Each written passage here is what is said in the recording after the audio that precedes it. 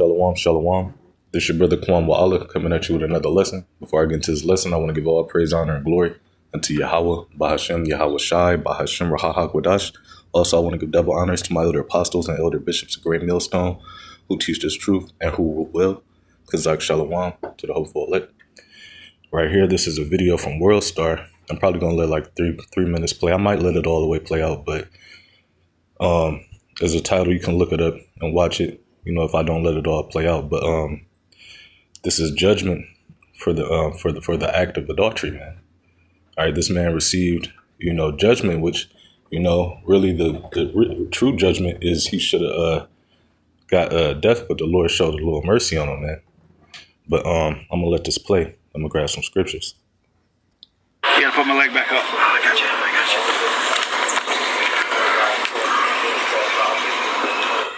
There you go. Just looking at the condition that you're in, dude, you went through something pretty bad. 17 surgeries. 17 surgeries? Yep. CCAP, you're incarcerated for the first year, and in the last 7 or 8 months, you go to a street job. Well, they sent me to a street job, and I met a woman, and, we started talking and kicking it or whatever, and she liked me and I liked her, and to make a long story short, we ended up in a mutual relationship and started, having sex and sleeping with her. And anyway, when I got out, she picked me up and took me to a motel, paid my motel for a week, and she was married though, right? Yeah, she was married. I didn't know. She didn't have a wedding ring on. She stayed about 4 and 5 nights a week in the motel with me, never went home, never said nothing about a husband. And to make a long story short, after I was home about 3 months, I came home. I got me a brand new car. I was doing good. And after about 3 months of being home and seeing her, I was coming out of a Denny's restaurant one night about 9:30 at night, and I heard footsteps behind me running. You can hear footsteps running. And I turned around, and there was a guy with a hatchet, and he hit me with an axe. And he went to cutting me. He cut my arm up. He cut my arm almost completely off. All this. It goes all the way up my back. Tom, come hold this. And I'll show you. Lift my shirt up, Tom.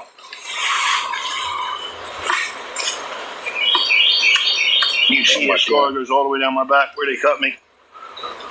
Can you see it? Yeah. It goes all the way to my hip. And then he got my leg twice too. Got my leg here and on the inside here. And that's the reason I can't walk. So he hit you with an axe? Yeah. Yeah, he butchered me, man. And this was this girl's husband? Yes.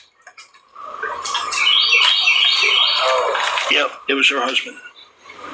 So a woman that you met at a CCAP program, a work release program, you started having a relationship with her. She was married. Her husband found out. Yep. And this guy came and tried to kill you. Pretty much. Tom was explaining this story to me, or telling me about this story just yesterday. I had no idea what had happened to you. Had I known, I'd have reached out to you sooner. There were some other details about this, something in relation to it took a while for people to find you, or what happened immediately after that you got attacked? I laid in the car 3 days bleeding, and I had mirror tint on my car, so you couldn't see, and some old lady, I guess she heard me moaning, hurting or something. She called paramedics, and the paramedics got me, and they took me to Fredericksburg Hospital, and they couldn't deal with me. They couldn't see me. I was septic. I was in kidney failure. I was in liver failure. I was septic because of my blood had become poisoned because I had laid there for 3 days, my blood not circulating. How did you get back in the car after this attack? I fell in the car. I fell when he came up behind me. I had my door open and he hit me and I fell forward in the car. And he hit me a couple more times and I was laying there trying to defend myself. That's how I got this, holding my arm up, hitting my arm. And he hit my leg a couple times. And yeah, he butchered me up pretty good, man. So you fell into the car, and it took 3 days for anybody to find you? Yep. He shut the door so nobody would see me. He shut the car door, and then I came to Norfolk Centera. And Norfolk Centera, I went through surgery after surgery after surgery, day after day after day. And my daughter told him to stop, that they were killing me because I wasn't eating. You know, you can't eat 12 hours before surgery because you're going to surgery. And so he stopped after about 5 days of going to surgery and gave me a couple days eating to bounce back with some food and some vitamins. And they got my kidneys right. I was going to dialysis for a couple days. They got my kidneys right. And that was it, man. That was how it went down. What happened to this guy? Well, I talked to her months after this happened, and she told him that he didn't kill me. She said, and then the next day he found out I wasn't dead. He packed up, sold both vehicles, sold all his tools, and bought a one-way ticket back to Mexico. He was Spanish, so was she. So the police never got involved? I mean, the police had to get involved with this. You're in the hospital, you know, they come and see you. They're asking you what happened. What are you telling them? I told him I was attacked. You didn't tell them who did it? No, because I was scared he'd attack her. So you just told them it was just some random attack? Yeah, I told him it was some stranger. Did they ever follow up on this? I mean, you got attacked but with an axe. You know, this is something that I would imagine they would want to follow up on. They did. I finally told him his name. And then they told you, hey, he's gone. He's back in Mexico, or they can't find him? Yep, they couldn't find him. Jesus, man. And I've been in the bed 18 months. Can't walk. Been clean, but can't walk. And that's where it's at, man. What did this guy say to you during this? Do you remember any of that? I mean, did you? Okay, you get attacked from behind. You know, you're getting hit with this axe. This guy's got to be saying something to you. You got to. Is there a time when you realize that it's this girl's husband who's doing this to you? Yeah. He told me I shouldn't have messed with another man's butterfly. That's all he said to me. And I knew when he said that because he called her Butterfly. That was his nickname for her. Has she? See, right there, he just said he ain't know she had a husband. All right, but he just said that he knew when he did that. You know, said you shouldn't mess with another man's butterfly. All right, that means she must have already been talking or showing him messages, all right, indicating that that's how he talks. That's a specific name for his woman. All right, so he knew what he was doing the whole time, man. You know, and you know that's really it on that. Could let it finish, but you get, you know, you see what happened, man. The Lord, you know, isn't playing, man. You know. I'm gonna go to Matthew chapter 5 and verse 28, because he said he met her. I guess I believe he said at work. All right, but what did the Lord say? All right, it says, "But I say unto you that whosoever looketh on a woman to lust after her, and have committed adultery with her, already in his heart." Slakia. It says that whosoever looketh on a woman to lust after her have committed adultery with her already in his heart, man. All right, so as soon as he's seen her, all right, that's human instinct. But at the same time, you're supposed to find out if a woman, you know, has a man. All right, and then once you do that, you know, you fall back. All right, if she got a man, but if she don't, and you know, you proceed. All right, and you know, you do got women that lie. You know, scriptures talk about wicked women, man. Also, the scriptures talk about how a wicked man is given. I mean, a wicked woman is given to a wicked man. Roughly paraphrasing. All right. But yeah, so when he did that, all right, he already committed adultery because he already knew what he was going to do. All right. I'm going to go to Sirach, chapter 9, In verse 9, it says, sin not at all with another man's wife. And that's what he did at the what I can't remember if it was work or whatever, but any situation, man. All right, you find out a woman has a man, you ain't supposed to be sitting around. All right, you really ain't supposed to be looking at another woman. All right, unless it's for business purposes, harlots, unless you out shopping and whatever, you got to talk to a woman.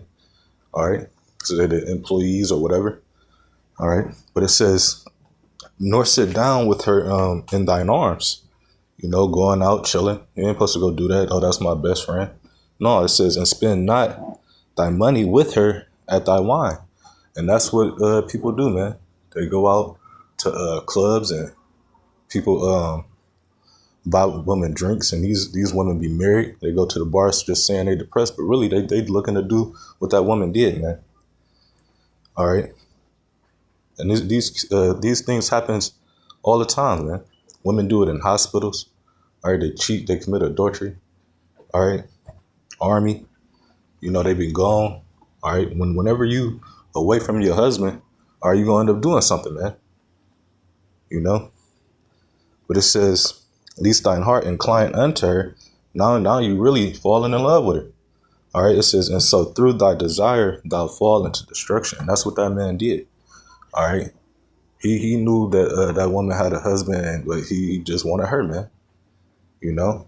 Scriptures talk about how men go out their wits for women, man. They go out their mind, doing things that you ain't supposed to be doing. All right. I'm going to go to Job chapter 24,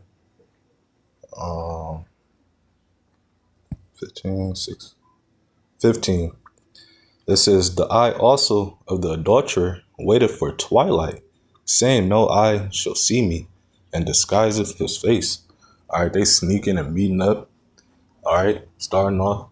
Now he said he left and then came back, went to meet up, and within that time, what happened? The husband found out. All right, but at the end of the day, who found out first? All right, the Lord. Because the scriptures talk about how the eyes of the Lord are 10,000 times brighter than the sun. All right. And I'm going to read it again. It says, the eyes also of the adulterer waiteth for twilight, saying, no eye shall see me. All right. The Lord seen them. All right. And then within that, the Lord sent judgment.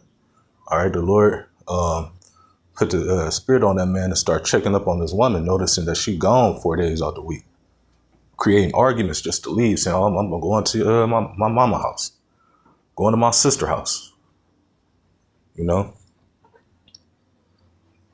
It says, and disguiseth his face. All right. Trying to not be seen, sneaking in the dark, hoodied up, creeping, I'm going to go to,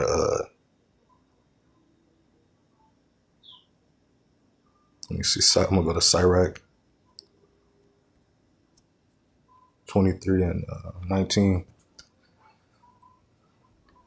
All right, it says, such a man only feareth the eyes of men. All right, because people look and try to be not seen when they do these wicked acts.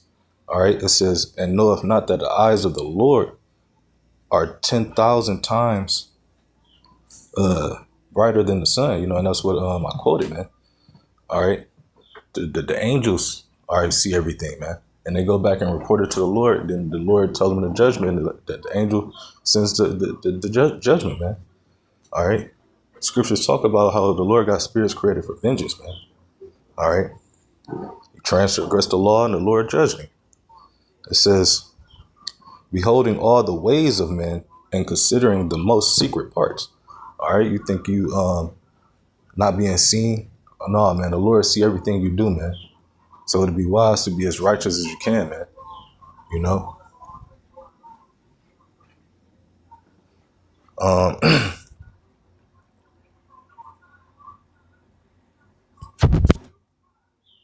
And we already know, like I said in Leviticus 20 and 10, that the judgment for adultery, is death. All right, but I'm gonna go to Proverbs 6 and 32. It says, "But whoso committeth adultery with a woman lacketh understanding." All right.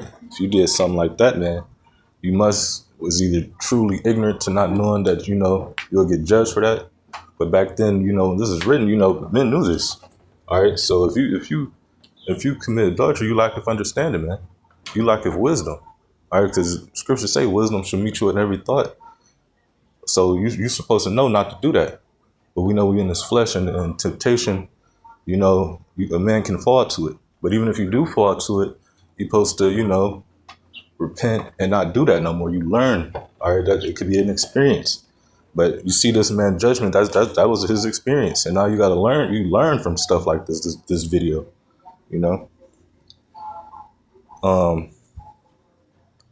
It says, "But whoso committeth adultery with a woman lacketh understanding.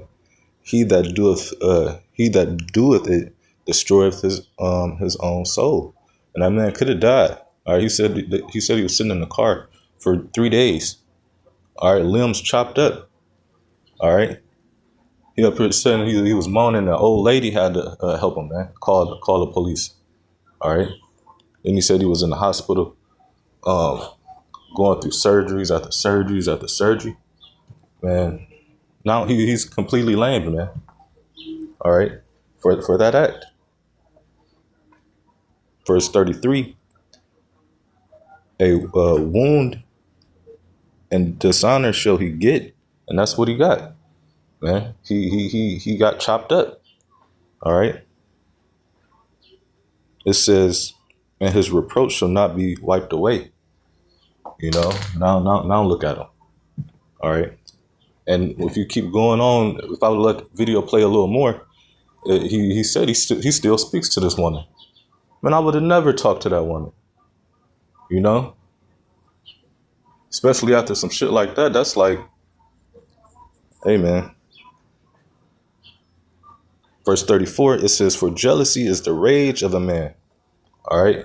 And that's what you look at him.